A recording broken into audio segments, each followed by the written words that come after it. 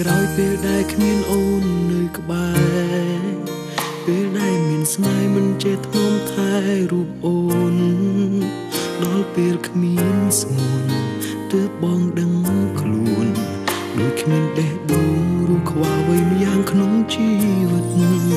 ពេលបងឃើញគេថ្នាក់ថ្នមនេះមេទើបយល់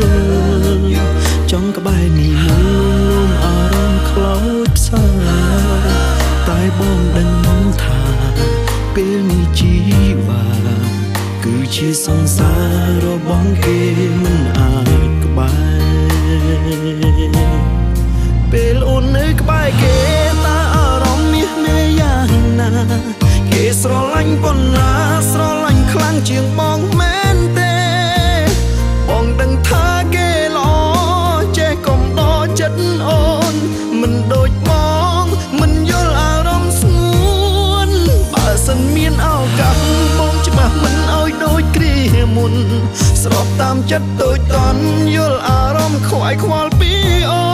នដឹងថាពេលនេះបងកំពុងនឹកអូននឹកបេះដូងចង់បានអូនមកវិញនៅស្រឡាញ់អូ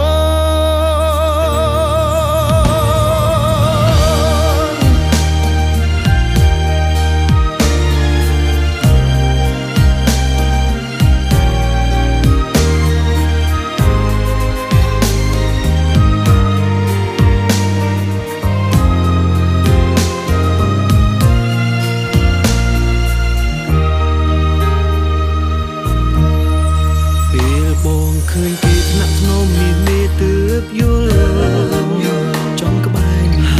មួយអារម្មណ៍ខ្លោចផ្សាតែបងដឹងថាពេលនេះជីវ៉ាគឺជាសង្សាររបស់គេមិនអាចក្បែរពេលអូននៅក្បែរគេតើអារម្មណ៍មាសមេយ៉ាងណាគេស្រឡាញ់ប៉ុណ្ណាស្រឡាញ់ខ្លាំងជាងបងមែនថាគេល្អចេះកុំដកចិត្តអូនមិនដូចបងមិនយល់អារម្មណ៍ស្ងួនបើសិនមានឱកាសបងច្បាស់មិនឲ្យដូចគ្រាមុនស្របតាមចិត្តតូចតន់យល់អារម្មណ៍ខ្វាយខ្វល់ពីអូនដឹងថាពេលនេះបងកំពុងនឹកអូននឹកបេះដូងចង់បានអូនមកវិញនៅស្រឡាញ់អូ